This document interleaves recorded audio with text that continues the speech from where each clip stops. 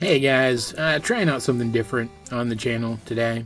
Anybody who's been here for any length of time knows that I have an interest in Pokemon. And seeing more and more of these challenge thingies popping up, I decided to hop on the bandwagon. I mean, give it a try for myself. Rules in the description. Starting out with something challenging, but not super challenging. This isn't Magikarp and Fire Rat or something. That's not to say that this is going to be easy by any stretch. I'm using Pidgey, and nothing else, except for, like, the use of HMs and stuff. Just Pidgey, just the first form Pokemon, and honestly, Pidgey's not great. I like it a lot, it's one of my favorites, but it's not a good Pokemon on its own. As you can see, though, this is a Generation 2 challenge, and I'm sure you guys are thinking, who is this guy? Why did he get recommended to me when it doesn't seem like he knows what he's doing? And in that case, hi, welcome to the channel. In the case of the rest of you, though, the ones who are returning from other stuff I've done here on the channel already, I'm sure you're thinking, but AJ, Hoot Hoot is right there.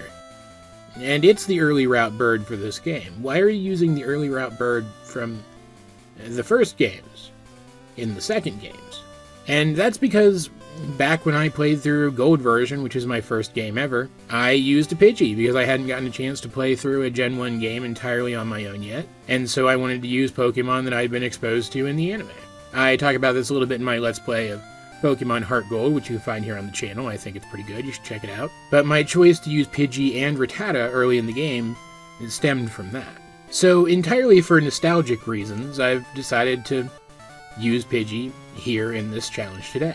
To which you might be asking, but AJ, if you're doing this for nostalgic reasons, why aren't you playing Pokemon Gold then? Well, the answer to that is simple. Crystal is the game that I happen to have a ROM downloaded for already. It isn't any deeper than that. I don't even know why I had it on the computer already. But it was there, so I decided to go for it. All of that said, while I'm sure I could learn how to use the Universal Pokemon Randomizer to give myself Pidgey literally from the start of the game, I don't really see the need to do that. So after naming my character Hero after my enduring Pokemon OC, whose journey you can see in that Let's Play that I mentioned earlier and also other Let's Plays on the channel, I picked Totodile as my starter, again for nostalgic reasons, and named him Jaws after my very first starter Pokemon. Then I played through about a half an hour of the game, or rather I had the game up for a half an hour. About 10 minutes of that was spent trying to figure out why my frame rate was so bad. Spoilers, I had to turn on VSync. Doing the errand for Professor Elm, battling my rival once with Totodile, naming him Silver, and then finally getting access to Pokéballs after learning how to catch Pokemon from Sensui here. And walking around here on the first route of the game, I caught myself a Pidgey, and named it Feathers after the Pidgey from my old Gold version playthrough. And then immediately after that I found a female one and caught it instead because most of my starters have been female and I thought that would be appropriate. From there I grinded Pidgey up a little bit. I even used Totodile a little bit to switch train just to speed things up.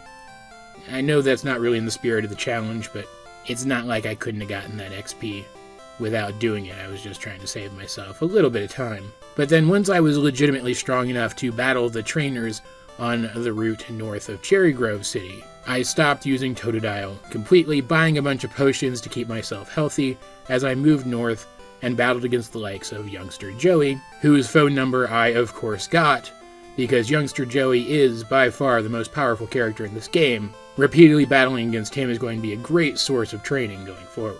From there I made my way to Violet City, and even though my Pidgey at this point is doing pretty well, I didn't really have many moves yet. I only had Tackle and Sand Attack. So I decided to head to Sprout Tower and make my way up the structure, because even though Bellsprouts can technically poison you, I don't think any of the ones here can actually do that. And being a flying type Pokemon, even before learning Gust, I resist their best moves, and that makes it a great place to train. However, partly up the tower, I got my first call from Youngster Joey, asking for a rematch. So I completed the tower very, very quickly, learning Gust, backtracked all the way to Joey, one-shot his only Pokemon, and then came back to challenge Faulkner's gym. And at this point, I am very close to where Pidgey would normally evolve into a Pidgeotto. I'm not going to let him, but I'm close to it, so sweeping through Faulkner's birds is absolutely no problem. I taught Pidgey Falkner's signature move, Mud Slap, in place of Tackle rather than Sand Attack, since Mud Slap and Sand Attack have different uses, and Tackle is redundant when I have Quick Attack anyway.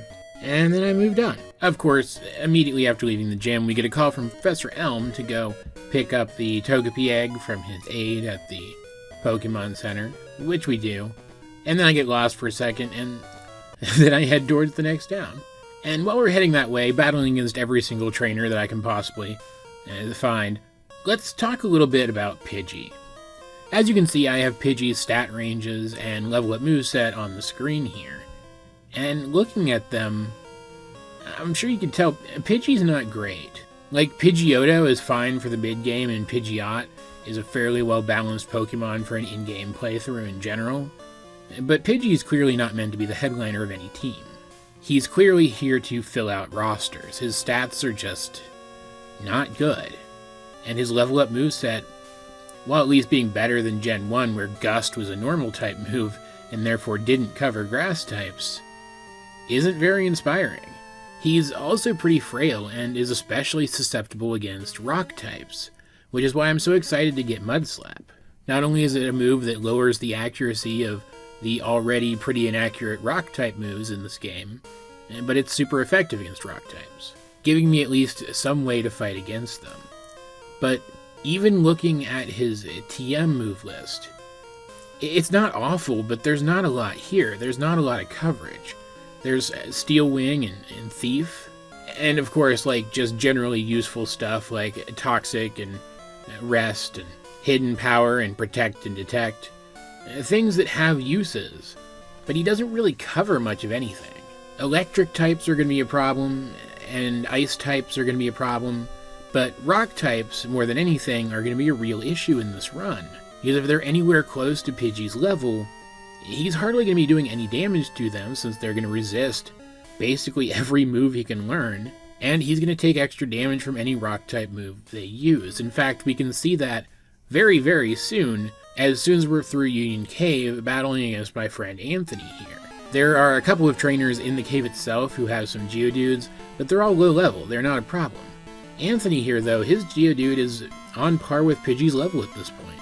And you can see from this first time battling him that I realized immediately, because I forgot to heal before the battle, I was going to lose. I even tried using a potion in battle once I had decided that I was going to let myself get knocked out either way, to see if I could win after healing, and I still couldn't. And since I had forgotten to save before the battle, I let myself get whited out because I didn't want to replay a bunch of the game. Coming back with full health, though, I'm able to win, but barely. It's rough. And thankfully, his second Pokemon was really easy, but this doesn't bode well. Like, sure, there's no Rock-type gym leader in this game, but there are a lot of Rock-type Pokemon. Rock-type Pokemon are fairly common. Also, there's another issue with the Rock-type coming up relatively soon that we're going to talk about. But first, I have to battle the second gym leader, Bugsy, and he's no issue at all. Being a Bug-type trainer, I sweep right through him with Gust. His team consists of the 2 Cocoon Pokemon and a Scyther. The Cocoon Pokemon can each take 1 Gust without being knocked out, but 2 finishes them. And Scyther's best move is Bugsy's signature move, Fury Cutter, which, despite being a good move when used correctly, is resisted by my Pokemon, so it was no issue. And neither was the rival fight afterwards. His Ghastly and his Zubat are both pretty frail, and even though Zubat tries to use confusion hacks against me, they don't really pay off. And I didn't really think about this when I picked my initial starter, but just by virtue of the one that I picked, his starter is going to be weak to me, which, I mean, if I had to make the choice over again, I wouldn't choose that, but it's definitely helpful here. Oh, and I battled some Team Rocket guys in there too, but, I mean, it's Team Rocket. They're barely even worth mentioning. Like, up to this point, Pidgey's been doing fine, even against some trainers who are on par with her level. It's just, anything that does present itself as a brick wall is going to be a brick wall for a while, every single time that it happens. So, moving on from here through the Ilex Forest, I get cut and teach it to Jaws so that I can progress. And again, I battle every trainer I can on my way to Goldenrod City, my favorite city in any Pokemon game ever, my favorite location in a Pokemon game ever. In fact, I used to spend hours when I was a kid just hanging out in the area in and around Goldenrod. I love it a lot. The route south of Goldenrod is probably still my favorite place to just mindlessly grind. And oh boy, am I going to have to mindlessly grind very, very soon, because I go immediately to try to take on the local gym leader, Whitney. And anybody who knows anything about this game knows that Whitney's something else. And so even though I do fine against her gym trainers and I do fine against her Clefairy, which, can I just say, it's really dumb that her only Pokemon are Clefairy and Miltank, because Snubbull is just south of here, and if I'm not mistaken, Stantler is on one of the routes just north of here, and they're both new normal-type Pokemon. She's a normal-type gym leader, and Clefairy's not even normal-type anymore in the new generations. It just feels really dumb that they didn't give her one of these new normal types. But anyway, her Clefairy is mildly problematic. It can get something good with Metronome. It could technically put you to sleep, I think. It didn't me, but I think it can. And its Double Slap can do pretty good damage if she's lucky, but it's not a problem. But coming at this battle at level 25, her Miltank is just too much. It's faster than me, so it can use Stomp, which does good damage anyway, but then it can flinch if it goes first. And her Rollout, her signature move, just does so much damage. The initial hit isn't the worst, but that second hit, like if I've taken any damage at all, I'm just done for. There's nothing I can do about it. My strategy was to try to Mud Slap and generate some misses, since Rollout has only decent accuracy, but it just didn't matter. Between the fact that she got to move first and the fact that I just wasn't very lucky with this strategy, it didn't matter. I tried the battle twice, and I couldn't do it. So, I went north of here and battled all of the trainers up to the National Park. I got the Quick Claw from the National Park while I was there and gave it to Pidgey, since held items are allowed as far as I'm concerned. And I went in the underground here in Goldenrod and battled all the trainers down there, leveling up to level 30, which means that at level 29 I learned Wing Attack, which replaced Gust and is just so much better. And when I came back, I still almost didn't pull it off. Clefairy was significantly easier this time, obviously, but Miltank was still a problem. I was faster now, so at least she couldn't flinch me, but I still didn't do a ton of damage. Rollout still did a lot. And so I still had to use enough Mud Slaps that Rollout's accuracy was down enough that I could be fairly sure I wouldn't get hit at least by the second hit of Rollout, since it does get progressively stronger as it goes. But even that was still a gamble, because I couldn't afford to use too many, because Mud Slap just doesn't do enough damage. And then I just had to wail on it with Wing Attacks and hope she didn't hit me. And thankfully, even after she used a Milk Drink to heal up at one point, I was able to do just enough damage with Wing Attacks that I beat her only one attack away from fainting. And with that, I get the TM for the move Attract, which I teach to Pidgey immediately, replacing Sand Attack, since most of the major trainers in this game are male, which means they have male Pokemon, which means I can use Attract to effectively make those Pokemon miss half the time. And with as frail as Pidgey is, that's extremely helpful. Unfortunately, there are a couple of brick walls in this game that Attract isn't going to help me against. And I can already feel, even though she had a super effective move against me, and that Miltank is notoriously tough, that battle with Whitney, I can feel from it that I'm going to have to grind again relatively soon.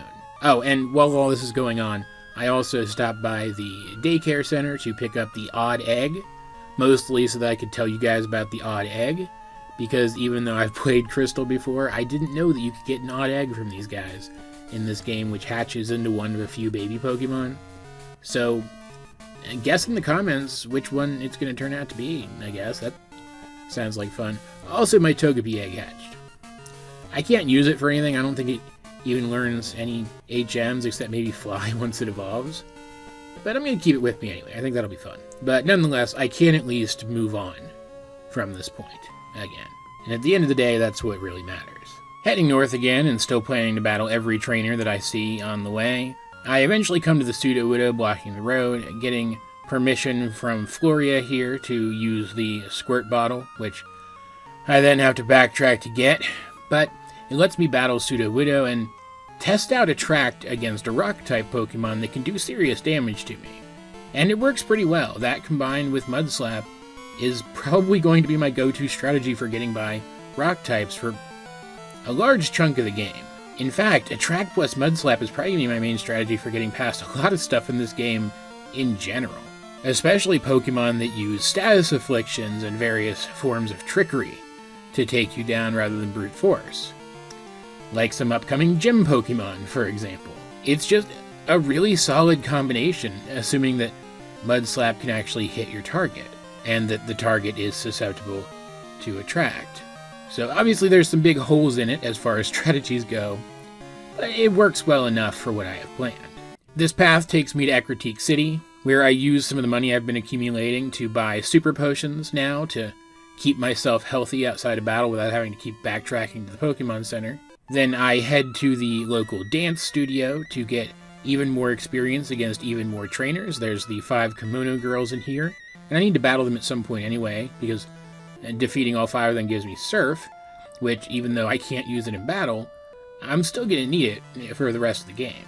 And even though some of these Pokemon are absurdly strong, because I'm at a high enough level now, I can one-shot, or very close to one-shot most of them, and even Jolteon with my one go-to tactic isn't much of a problem.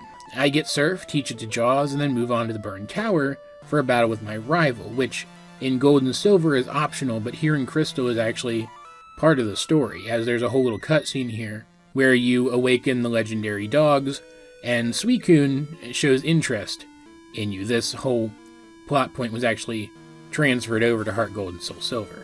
And the rival battle here in the tower wasn't really anything to write home about. His now Haunter and Zubat played out basically the same way Ghastly and Zubat did in our last battle. His new Magnemite was 4 times weak to Mud Slap, which is a move that I'm going to use on it anyway since it's super effective against me.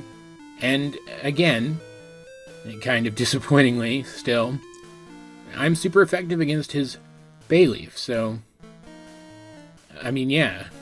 And then with him beaten and this absolutely hilarious cutscene where I fall through the floor and then he insults me over it, that I had completely forgotten about, and it's amazing.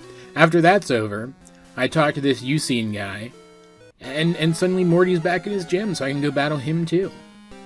At this point, I'm level 35, and my first battle with him doesn't go well.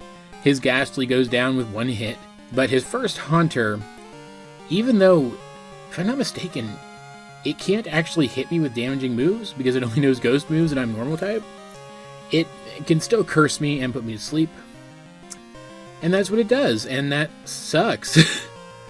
Because even though Curse only goes off in this game if I haven't knocked a Pokemon out that round, I'm asleep. And I stay asleep for an absurdly long amount of time, and so Curse knocks me out. But I think I can do it at this level. I am faster than the Haunter, so I did get off Attract. I think with just slightly better RNG I can get past this Haunter, and then I'll have to deal with a Gengar and another Haunter, but still, I think it's possible. And possible it was, because on the very next attempt, things go so much better. Again, the first Ghastly is a 1-hit with Wing Attack, and then the Haunter comes back out, and this time after I use Attract on it, this, plus the low accuracy of its Hypnosis, coupled with Mud Slap lowering Hypnosis' accuracy even more, it's never able to put me asleep this time. And it's a 2-shot, so without getting put to sleep is not much of a problem. He sends out Gengar next, and it can tank hits better, but I just use the same strategy again, and it works just as well. I have to use a couple more hits to take it down, but even Gengar, his big daddy boss Pokemon, wasn't a match for me, so obviously his second Haunter, with this same strategy, also wasn't a challenge. And just like that, we've got our 4th gym badge already. And the TM for Shadow Ball, but I can't really do anything with that. Though Togepi being on the team has already proven to be a little bit better than I expected because it can actually learn Rock Smash. And I forgot I needed Rock Smash to get through the Burn Tower, so today hasn't been an entirely disappointing day for TM usages. Again, not that we'll be able to use Rock Smash in battle, not that we would have wanted to anyway, because it sucks, but still, keeping that Togepi with me was a good idea. Now, at this point, the game starts to open up a little bit. I'm left with a choice. I can either go east or I can go west. Both present some challenges, and both have some story stuff for us to do. But the western route is the only one with a gym leader that's weak to us, and I also like the story stuff to the west better, which makes going west sound like the better idea. So, of course, I do that, continuing to battle any trainer that I come across. I stop for a second to buy some of my favorite healing item in these games, Moo Moo Milk. Again, if you watch my Let's Plays, you already know that. Unfortunately, they aren't currently selling, which sucks.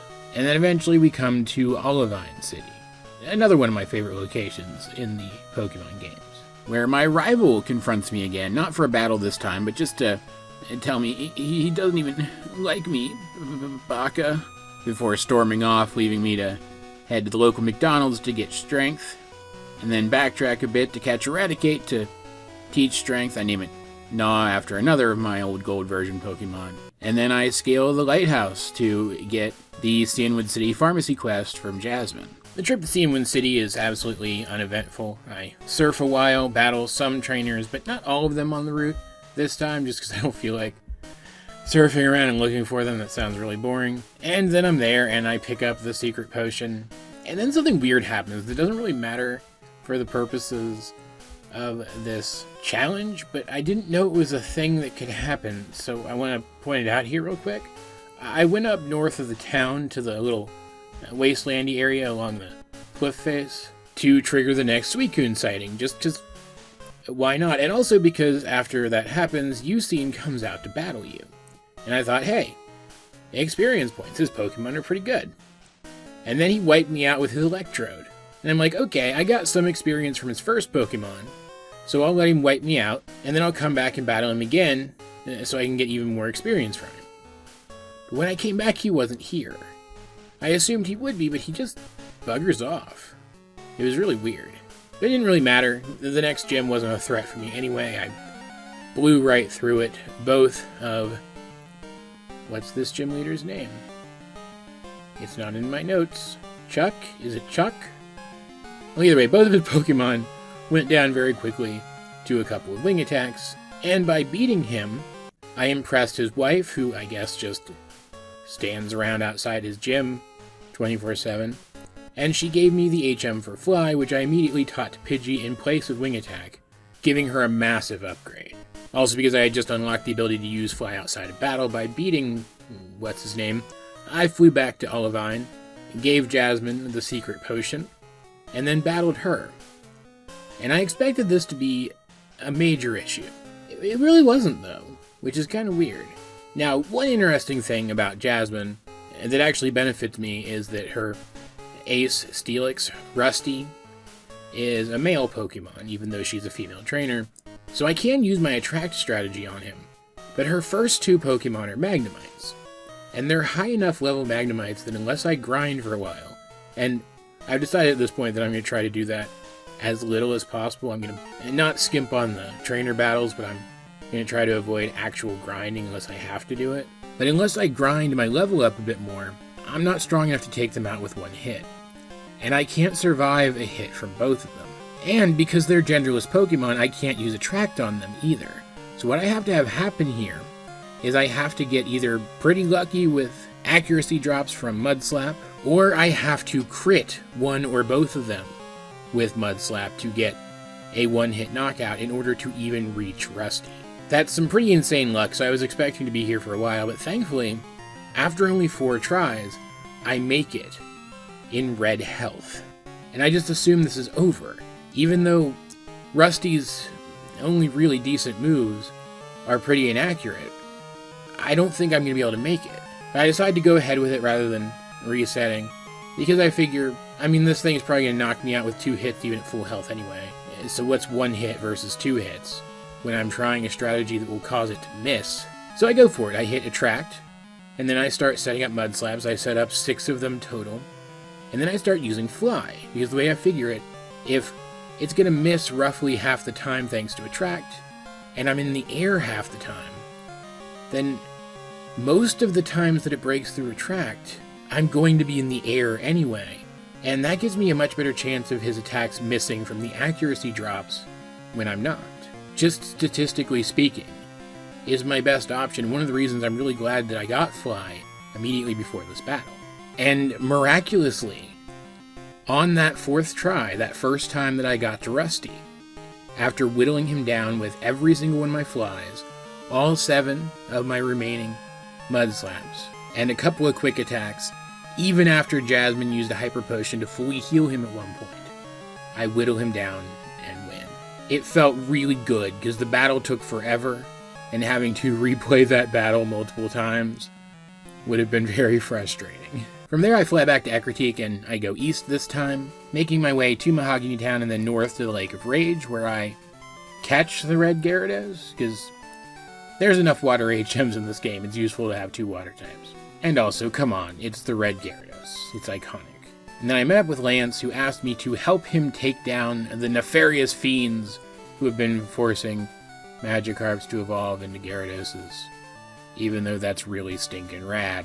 But I have my own things to worry about. So, before heading back to town and helping him defeat Team Rocket, I search around the Lake of Rage for a while, picking up some items and getting the TM for Hidden Power from a house located to the northwest. I'm not sure I'm going to use this. I don't even know what type it would be, but if I ever find myself at a brick wall that I don't want to grind my way through, it's useful to at least check what my hidden power is, so I know if it's an option. After that, though, I head back to Mahogany and I help Lance storm the Team Rocket hideout underneath the herbalist shop, or what will be the herbalist shop later. It's really not interesting at all. I didn't have an issue with anyone down there. Though I did have another interaction with Silver where, I mean, should we just make out, man? Like, clearly there's some amount of tension here. I was a little worried about the electrodes, but their self-destructs happen fairly often. And even if they hit Feathers, she doesn't take much damage. So I just had to be careful and use Fly to dodge as many of their attacks as I could. And it wasn't a problem. And I don't even feel like I need to mention the Rocket executives. I'm just gonna, because you guys probably expect me to. And once that's done, the dude that was blocking the 7th gym moves his stupid butt out of the way, and I'm able to head inside, where I spend the next 16 hours trying to get through the ice puzzle that any 3-year-old could figure out, because for some reason, I am just garbage at ice puzzles in Pokemon games. Again, check out my Let's Plays. That is a recurring theme. I think it's pretty funny. Price, though, is another trainer that I expected to give me some trouble, and he does. I had to try him twice. But again, his Pokemon are male, and so even though they're ice types and have ice type moves that are super effective against me, I'm able to cause most of them to miss. In fact, his Piloswine, his ace Pokemon, uses Blizzard, which is already fairly inaccurate. And, with the exception of his Seal, which is a 1-hit, his Dugong and his Piloswine, his only remaining Pokemon, are 2 hits, so I don't even need to set up Mud Slaps to ensure my victory here. Since fighting him doesn't take very long, I can just reset. And even then, my luck was good enough that it only took 2 tries. At this point, now that I've beaten the 7th gym, though, the, let's say, story of this game really picks up. There's not really a story to this game, but you know what I mean. I get a call from Elm that something's wrong with the radio tower, and that it might be Team Rocket returning. So, I guess I have to go back to Goldenrod. Save the stinking world. Dear Lord. And do I even need to say it?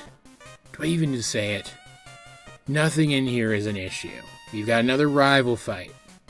But it goes just like the other rival fights. Magnemite is the only threat here. And Team Rocket themselves are absolute pushovers. Like, I don't even feel like I need to show any footage of the place. And then I've won and I'm able to move on. Like, Giovanni was weak enough, and these guys aren't even up to his level. While all this is going on, though, and I didn't put specifically in my notes when it happened, so I'm not 100% sure now when it happened.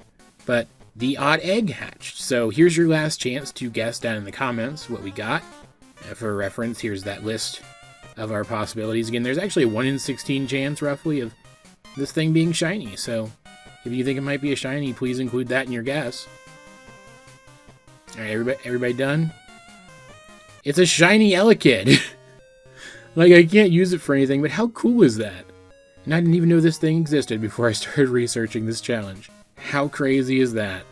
Actually, I might have an idea for another challenge, now that I think about it. Anyway, from here, I head towards the final town of the game, and unfortunately that means going through the ice cave. I hate the ice cave, but what can you do? Like, in particular, this ice puzzle right here. I don't know why, but every time I look at the screen when this ice puzzle is on the screen, my brain just short circuits, and I start pressing random buttons. It's a little more eloquent than that, but not much. Like, I can get them eventually, obviously, because I've beaten all of the games with them in them, but dang. But anyway, before moving on and taking on the rock puzzle later on in the cave, I do remember to stop and get the HM for Waterfall, which is just sitting here in a cave. There's not even a dude to indicate that it's down there, like in Heart Gold and Soul Silver. It's really bad. I really prefer how later games have the HMs be in, like, noteworthy locations given out by noteworthy people. I think it works better. I mean, not that we have HMs anymore, but you know what I mean. And then I'm through, and I'm in Blackthorn, and it's time to take on the final gym leader.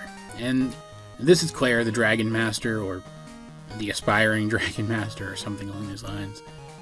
And she's tough. She has 3 Dragonairs and a Kingdra, and her Dragonairs aren't particularly powerful. It doesn't take many hits to take them down, but they can paralyze me. And they have super effective moves against me, Thunderbolt and Ice Beam. And she's mainly what I was talking about when I mentioned there were going to be brick walls later in the game that Attract couldn't really help me with, because all of her Pokemon are female, which means my best shot at beating them is literally just to use Mud Slap to try to get their accuracy down enough that I can take them down before they're able to hit me with enough super effective moves, and or paralyze me, because paralyzing me and making me go second basically ends the attempt. And it sucks. I have to replay this like 9 times before I get the luck needed to just get to Kingdra at full health, which is basically what I need to build up enough Mud Slaps on Kingdra in order to cause it to miss me often enough. Which is, I think I ended up going 5, but I planned for 6, which meant that I couldn't really afford to use more than one of the Mud Slaps on each Dragonair either, since Mud Slap only has 10 power points. It was really rough, and honestly I'm lucky that it only took 9 tries to get this attempt where all of the luck lined up. This is something that could have taken me hours to get through. But I do beat her on that attempt when I reach Kingdra. I got extremely lucky to do it, but I did it. But rather than give me the last gym badge, Claire decides that I'm not yet ready for the league, so I have to go take the Dragon Test, or whatever the heck it's called. So I head into the Dragon Shrine and answer some questions and pass a test that even Claire herself apparently hasn't been able to pass, even though the solution is effectively just to say nice things about Pokemon. I get the badge, I get a TM I'll never use, and it's time to move on to the league. I have my last rival fight of the main story, which, again, goes about as well as every other rival fight. I got put into a little bit of a corner this time, but it wasn't bad. And we're here, at Indigo Plateau. Our long journey has almost come to an end, sort of. Here's my stats going into the league. Like, they're not awful, but I'm gonna be like 20 levels above the first few Pokemon that I meet in here, ish. And my stats are bad compared even to theirs. Still, I want to give it a try at this level and see what I can do. So I head in and take on Will, and things go okay. His Pokemon are relatively frail, and as a male trainer, he has male Pokemon, so I can use Attract on them. I try to do it without using too many Attracts, though, at first, because I do know that his Pokemon are frail and I don't want to necessarily waste time. But even though his Zatus are fairly weak, and even though his Jinx goes down with 1 hit, his Slowbro takes a lot of hits to take down, so I decide I need to use Attract on it anyway, but The Zatus are the real problem. Until I decide to start using Attract for them, too, they actually do manage to do enough damage with Psychics that by the time I get past them, if I even can, I usually don't get past the second one on attempts where I don't try Attract on them. Even his final Pokemon, his Executor, which he saves for last because it's weak to me, can take me down, since it's a range whether or not my Fly can one-hit it. So, just like effectively every other fight in this run, I have to rely on Attract to prevent enough hits that I can get through with high enough HP that by the time I reach Executor, I can afford to take a hit from it while I'm taking it down. Luckily, it only takes a few tries to get through, and I'm on to Koga. But unfortunately, this is where I get roadblocked for a while. Koga's not bad. His first two Pokemon, his Ariados and his Forretress, are pretty easy. Ariados is a one-hit with Fly. It still technically do stuff to me because Fly can miss, etc., etc. Like poison Pokemon are tricky anyway. But being a one-hit, it's not too bad. And Forretress doesn't do a lot of offensive stuff. It's mostly just here to stall you out if you were poisoned by Ariados or to try to stall out your PP. And being a part bug type, my Fly does enough damage to it that I can get him to use Explosion occasionally, which, if it goes off while I'm in the air, is a free win for me.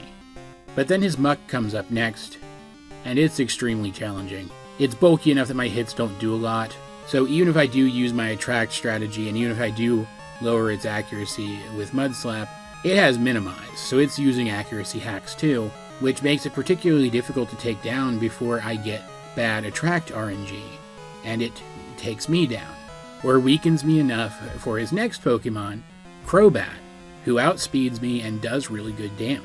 So I'm going to need to get stronger, and I think at this point the best way to do that is to just grind against Will.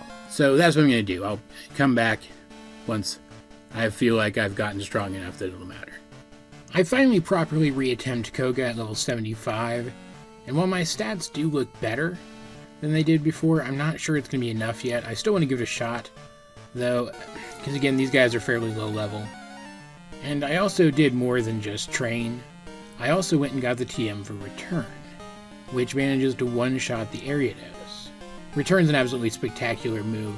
It's really powerful, especially this late in the game, after your Pokemon trusts you as much as mine does, to the point that unless something resists Return or is weak to Fly, Return's always going to do more damage than Fly.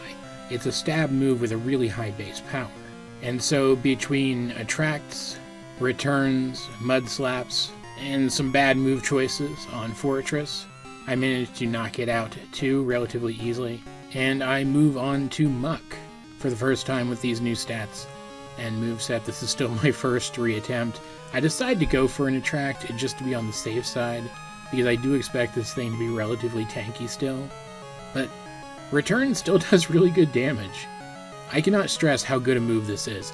If you do challenge runs and you don't use Return, I definitely recommend using Return. It would have been a 2-hit if not for that crit, but still. And then next is Crobat. I just spam Return. Again, it's a 1-hit, because while Crobat is powerful, it is fairly fragile. And that brings me to Venomoth, which is weak to my Fly, which means that Fly will do more damage than Return here, and Venomoth is also a pretty fragile Pokemon, so of course it's a one-shot as well. This gets me to Bruno, and usually we don't talk about Bruno. Like, if I do more of these, I imagine I probably won't dwell on him very much. But today he was actually a problem for me. His Hitmontop comes out first, and with Quick Attack it's guaranteed to be able to do at least a little bit of damage. But it also has Detect, which is really annoying, because I was trying to go for Fly against these fighting types just to ensure the knockout, but with Detect it's able to defend from my Flies, so I have to risk a Return, but it's strong enough to knock it out, thankfully. But next comes out his Onix, and you guys know how much I really, really hate rock types. I go for Attract, but it still lands a Rock Slide, so I start setting up Mud Slaps to try to keep that from happening again, since Rock Slide's accuracy isn't very good. But it sets up a Sandstorm instead this time, completely bypassing Attract 2 times in a row now. And now that Sandstorm is going to do a little bit of damage to me each turn, while my health is already fairly low. So even if it doesn't damage me again with attacking moves, that's still a problem. But then it hits with another Rock Slide. This has been terrible luck against this Onix, which isn't even a very great Pokemon. I go for a return to try to brute force my way through it and succeed, but my doom at this point is effectively assured. Even though the Sandstorm is now doing damage to both me and my opponent, I still don't want to risk a return against Hitmonchan. Its defense is fairly high, so I go for a Fly, and that takes 2 turns. It brings me down to 2 HP, and even though the Sandstorm subsides, 2 HP is not a lot. I go Fly against Machamp, and thankfully it's a one-hit, but remember, Fly's not 100% accurate, and I'm not sure Return's going to knock his final Pokemon out. So I risk Fly. It misses. He hits with a high jump kick, and I get knocked out against Bruno. But it was so incredibly close that I am 100% sure that with just slightly better luck, I can win this battle no problem. So this time, after taking the mandatory hit from Quick Attack, I use Return to one-shot his Hitmontop immediately, moving on to Onix. And this time, even though it sets up Sandstorm again, I have much better luck against the Onix. I go for returns right out the gate after setting up Attract, rather than trying for Mud Slaps, because Return still does a pretty decent amount of damage to this thing. And between some good luck from Attract and the sheer power of those returns, I'm able to take down Onix pretty quick, and while I still take 1 hit from its Rock Slide, and I still do take damage from a Sandstorm, I come out of the battle well off enough that, knowing what I know about what's to come, I feel like I've definitely got this one. I still go for Fly against Hitmonchan, just because, again, its defense is pretty good. The Sandstorm subsides, so I'm not taking damage from that anymore. And then it's just Machamp and Hitmonlee left. I use Fly against both, and I knock both out. It was still fairly close. That Onix is still a problem for me. Rock Pokemon, even at this point in the game, are still a problem for me. And I did take some risks there using Fly instead of Return, but I still feel like Return would have been a risk too. So I think it was justified. And I won anyway, and that's all that really matters. And with that, I move on to Karen, one of my favorite NPC trainers in all of the Pokemon franchise. She just left a really strong impression on me as a kid, and I expect her to be a problem. Her Umbreon alone is a serious threat. It's an incredibly bulky Pokemon, and it has some pretty tricky moves on it, but I get super lucky and knock it out with a critical hit return. I got a 1-hit KO on her bulkiest Pokemon. Her Gengar's out next, and I shoot for Fly, because I can't hit with Return, and I almost one-shot it too. But unfortunately, it manages to get off a curse. That does knock it out for me, but now I'm cursed. If I take too long knocking out the rest of these Pokemon, that'll quickly turn into a problem. And so I hit a strong Return against Murkrow, and I one-shot it. Houndoom is not weak to flying, so Return is the best option here. I just go for it, because again, Houndoom isn't a super tanky Pokemon either. And I get super lucky again. Another critical hit, 1-hit KO on one of Karen's Pokemon. Like, I usually don't love relying on luck, but I've kind of been relying on luck the whole game with Attract, so, I mean, I'm cool with this. I'm cool with this happening. I go for Fly against Vileplume, her final Pokemon, because it's super effective, and I knock it out 1 hit. I take curse damage once, and then that's it. Karen's defeated. On my first try. It took more tries to beat Bruno than it did to beat Karen, when I expected her to be a significantly bigger problem. She gives me her closing dialogue here, which is one of my favorite lines in any Pokemon game. It's just very memorable to me. Again, she made a strong impression. And then I'm on to Lance, the champion. I restore my health with a Hyper Potion, and then I use a Max Elixir here too to restore the PP for all my moves. It's the first time I've had to do that in the league so far, which is pretty lucky. And then I move on to the battle at full strength. Now, let's talk for a second about Lance. Lance isn't anywhere near the strongest champion in these games, but he is powerful. Remember how Claire was an issue because her Dragonairs were fairly resistant to us and had status moves and had moves that were super effective. Well, Lance has 3 Dragon Knights, all with the same capabilities. This is a rough one, is what I'm saying. Even though his Pokemon are roughly 30 levels below mine, it's still an issue. His Gyarados almost goes down with 1 hit, but it wastes its turn with Rain Dance, which I just find very funny, and I knock it out with a return. And then out comes his first Dragonite. I try for a Fly just to see how much damage it'll do, and it does a pretty good damage. It looks like the Dragonites are going to be 2 hits. But then it hits me with Thunder Wave, which means I'm slower now. And then it hits me with Thunder, which was almost certainly why Gyarados set up Rain Dance, because when Rain Dance is going on, Thunder is 100% accurate. I knock it out, but I'm down to half health. He sends out his next Dragonite, and I try for Attract, but it outspeeds me thanks to the Paralysis, and hits Blizzard, and I'm knocked out, and that's it for my first attempt. I reset, and then I come back to try again, but I really think I can beat him at this level. I'll need a little bit of luck to pull it off, but I think I can do it. I just need to play a little bit smarter and lean into my one strategy, or at least the half of it that I can use against him, because that's the other thing about his Pokemon. Every single one of them, while not all dragon types, are flying types, which means that while they are male Pokemon, so I can use Attract on them, my Mud Slap cannot be used to try to lower their accuracy and prevent them from using some of their low accuracy moves. And it's entirely because of that it takes me a couple more tries to beat him, but I do eventually get a successful attempt. Gyarados goes exactly the same way, right down to his move choice, and then he sends out his first Dragonite, and I immediately hit Attract. It tries for Thunder Wave, and it actually gets through, but it doesn't affect me, so I hit a return this time, and it does even better damage than Fly did. Attract keeps it from hitting, and I use a Fly to finish it off, just to save on power points, forgetting that Thunder can hit you while you're using Fly. I still knock it out, but I took over half my health and damage. He sends out his next Dragonite, and I'm thinking I'm going to have to reset again. I didn't put it in my notes, but I actually remember taking a second here to wonder whether or not I should just reset and try yet another time. But I don't. I hit another Attract.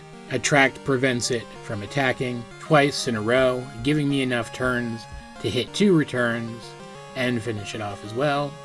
Saving his final Dragonite for later, he sends out Aerodactyl, which is a good choice, because Aerodactyl is a rock type, and you guys know how much I hate rock types in this run. So I hit Attract, of course, and then it hits Rock Slide, and takes me down to 15 HP. I hit Return, and a critical hit one-shots it. That means I'm moving on to his final 2 Pokemon with only 18 HP, since I do level up and get a few more hit points. But I can't take another hit. His Charizard comes out next, and I hit it immediately with Attract, of course. You guys getting tired of hearing me say that yet? I'm getting tired of saying it for sure. So after Attract causes it to miss, I hit a Return, and it's enough. I'm assuming barely enough, but it's enough. And I move on to his final Dragonite. Again, with 18 HP. I am fighting a pseudo-legendary with an 18 HP Pidgey. I hit one final Attract for the fight, knowing that it's the only thing standing between me and an outrage that will absolutely decimate my Pokemon. But thankfully, Attract causes it to miss, Return takes it down below half health, Attract causes it to miss again, and a final Return knocks out his level 50 Dragonite, making me the Pokemon League champion. I induct Feathers into the Hall of Fame, and the credits roll. But anyone who knows anything about Generation 2 knows that that's not the end of the game. The entirety of Kanto, or at least a scaled down version of it, is in the post-game of Generation 2 and its remakes.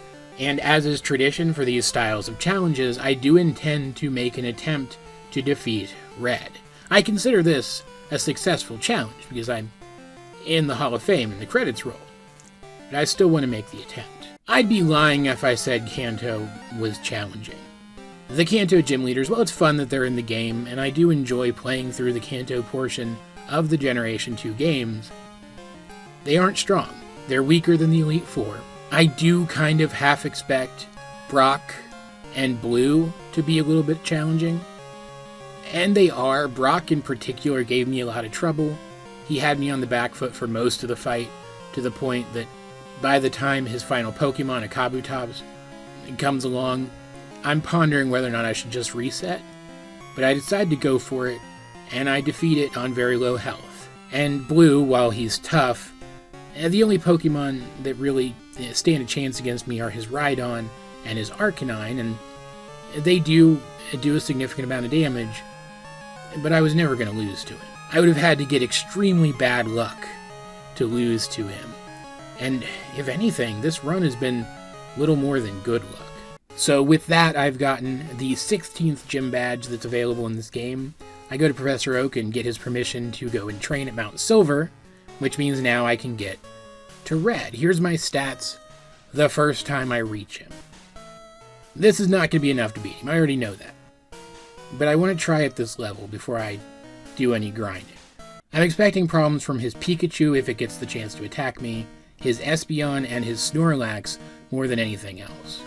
And thankfully though, his Pikachu is a one-shot, and while I'm hoping that his Espeon will be as well, since Espeon's a pretty frail Pokemon, it's not.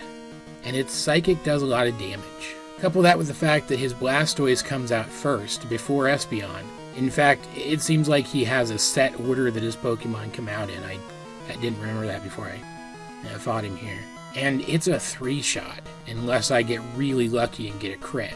By the time I get to Snorlax, I'm pretty beat up, and even though I try many times at this level to get past Snorlax with good attract luck, it never happens. So I grind up to level 95 and try again, hoping that Espeon will be a one-shot and Blastoise and Snorlax will be 2-shots, but Blastoise still takes 3 on most attempts, Snorlax still takes 3 on most attempts, and Espeon still isn't a one-shot. So I train up some more. I've used some rare candies to finish out my grinding over the course of the game, and I use another one here to top myself off at level 98. Very deliberately, but we'll talk about that in a second. I do still have 2 rare candies left that I've saved, so I can top myself off at level 100 and make another attempt then, but I'd really prefer not to. Again, you'll see why in a second. And thankfully I don't need to, because this is exactly the level I needed to be able to defeat Red with my strategy. Pikachu is again, of course, a one-shot with Return. Blastoise comes out next and wastes a turn with a Rain Dance. And whether thanks to a critical hit or not, I'm not sure it was necessary. He's a 2-shot, so with the wasted turn, he's down 2 and my health is still full. Espeon, of course, comes out next again, and I cross my fingers that one return will do it. I wait with bated breath, and it does. That's now 3 Pokemon down, and I'm still at full health. Snorlax is next. I'm worried about him, even though I do expect him to go down with 2 hits, because Body Slam can paralyze. So after a brief bit of contemplation, I decide to go for Attract. He wastes a turn with Amnesia, a move that does absolutely nothing against me. I take him down below half health with a Return. Attract kicks in, and I hit him with another Return for the victory. This is now the furthest I've ever gotten against Red in this playthrough. I know he still has a Charizard and a Venusaur left. The only one of those Pokemon that's a threat to me is the Charizard. If I beat it, I win. But I'm at full health, and I'm faster than him, so I think I can do this. I don't even think I need Attract, so I skip Attract, hit Return, do over half health. He hits with a Flamethrower that does less than half health. I knock him out with Return. Venusaur comes out. It sets up Sunny Day while I hit with Fly, taking it down to yellow health. It hits a Solar Beam that does basically nothing, and I finish it off with Return, defeating Red with nothing but a Pidgey. And it's at this moment that we see why I saved those last 2 rare candies, because after the credits roll again and I respawn at the Pokemon Center outside the Mount Silver Cave, I feel like my Pidgey deserves a reward. So I withdraw the 2 rare candies that I saved for exactly this moment from my PC, and I level him up twice, allowing him to evolve into a Pidgeot, a level 100 Pidgeot. This was a lot of fun. I enjoyed this immensely. I've never played Pokemon like this, where only one guy does any of the battling. Like, it's still a team game. I still have a team of Pokemon here. It's just they're support rather than active participants in battle. And I mean support differently than you usually mean support when talking about a Pokemon team. Jaws was here for Cut and Surf, Elekid was here for Flash, Togepi for Rock Smash, Gyarados for Waterfall, Gnaw for Strength. They all played a part, but in a completely different way than anything else I've ever experienced when playing one of these games. I'd like to do more of these, is my point. So, even though I already have at least one idea for another challenge I could try for, at least, I would welcome any suggestions in the comments. Also, if you didn't find me entirely unbearable, I'd like to recommend one last time that you check out my Pokemon Let's Plays here on this channel if you haven't already. I think they're pretty good. Enough that I think if you enjoyed this, you'll enjoy them too. In the meantime, though, this has been AJ22, and I will talk to you guys later.